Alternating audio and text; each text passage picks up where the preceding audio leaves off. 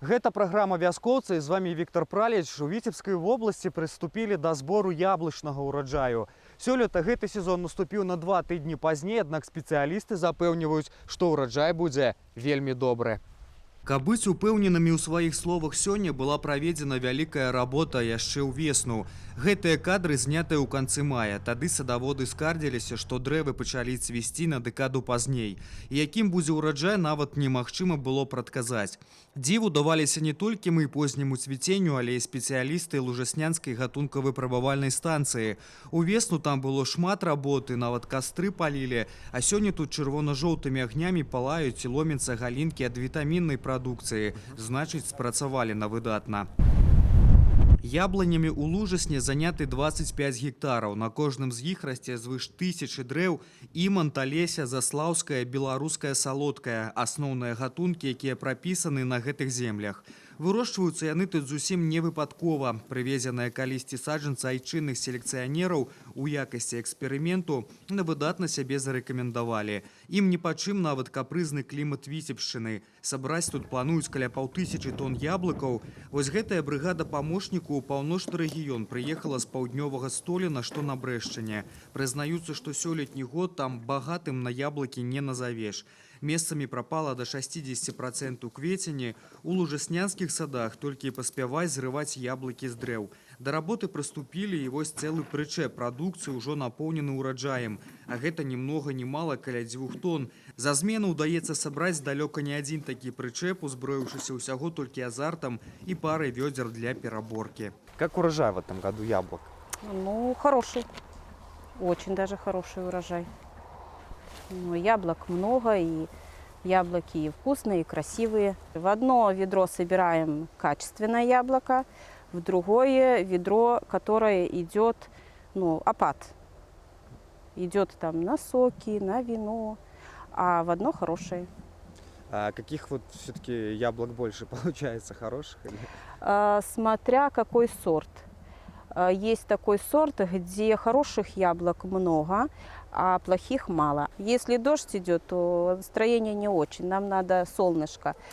А вот сколько собираем, в зависимости от яблока. Неподалёк ад гасцей са Століна працуюць студэнты аграрна-тэхнічнага каледжа з гарадка. Будучыя повары-прадаўцы збіраюць яблыкі са старога сада. У іх задача прасцейшая. Гэтая партыя пойдзе на прамысловую перапрацоўку. Мы приезжаем сюда к 8 утра. Сразу вот нам дают ящики, сюда привозят. До обеда нужно насобирать 14 ящиков. Перед нами такая задача стоит. Потом мы идем на обед, обедаем, отдыхаем около часа. Потом нас привозят опять на место, где мы работали. И после обеда нам нужно собрать 7 ящиков. Вот это вот наша дневная норма. Вот мы с вчерашнего дня ездим, нам сказали, что вот неделя. Если будем замечательно работать, то 2 недели за это платят. Вот у нас ведро стоит 20 копеек. Можно немало так заработать, если работать очень хорошо. Вот за 100 ведер вроде бы, рублей 20-25 можно получить. Но это если хорошо работать. Вчера насобирала 66 ведер, и я посчитала 13 рублей за день. Мне кажется, это хорошо, даже в принципе нормально. За неделю можно насобирать даже на 100 рублей. Для студента это большие деньги, я могу сказать. Разам з Дар'яй у лужаснянскіх садах зборам яблыкаў займаюцца яшчэ каля 200 студэнтаў. Па меры таго, як яблыкі будуць паспяваць, запрошаны на такія работы будуць дадатковыя сілы. Пакуль толькі пачатак збору, па гэтаму дастаткова і такой колькасці рук. Сабраны ўраджай доўга не залежваецца. Яго ледзь не адразу размяркоўваюць па гандлёвых кропках, сацыяльных установах. Попыт на айчынныя яблыкі даволі запатрабаваны, прычым добра разыходзяцца плады і на перапрацоўчыя заводы. Будет урожай выше прошлого года. Мы убрали уже 2 гектара, в среднем получилась урожайность 25 тонн с гектара. То есть основные сорта яблок мы не убирали. Вы видите, вот этот сорт Имант, он высокоурожайный. Каждый год плодоносит. Плоды, правда, к уровню прошлого года немножко меньше, но товарное яблоко 6+, здесь есть. То есть оно будет востребовано в торговой сети. Мы всегда поставляем наше яблоко в роддома, детские дошкольные учреждения. Потом на Витебский, Городокский район, Лёзнинский район продавали яблоко. Ну, надеюсь, что в этом году после объявления тендеров это яблоко будет поступать туда, куда мы планируем. Помимо этого покупают хорошо население. У нас имеются 2 машины, которые постоянно выезжают в город Витебск и торгуют на тех точках, где определено горосполком. В связи с тем, что, скажем так, границы были закрыты, мы много чего не продали, я имею в виду из посадочного материала. Надеюсь, что звонки идут, хотят люди купить и наше яблоко. Экспорт тоже нужен, валюта нужна в государстве. То же самое нам для развития предприятия.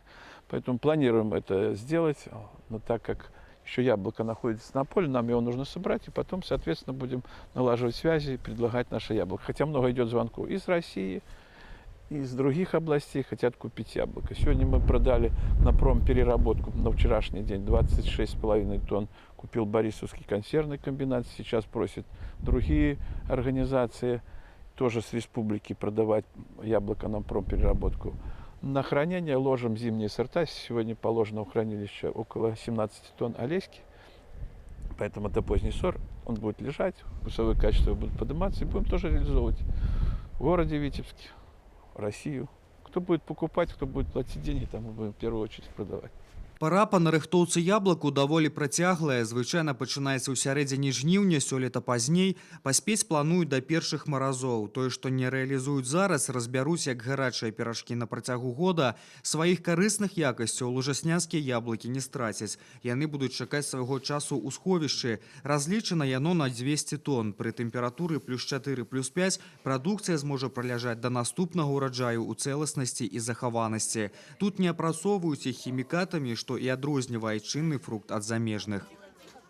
Пахваліцца багатым ураджаем могуць сёлета не толькі прафесійныя садаводы. Яблыкі ўрадзілі на прысядзібных участках. Гэта натхніла нават Віцебскі аблспажыўсаюз правесці конкурс па зборы садавіны.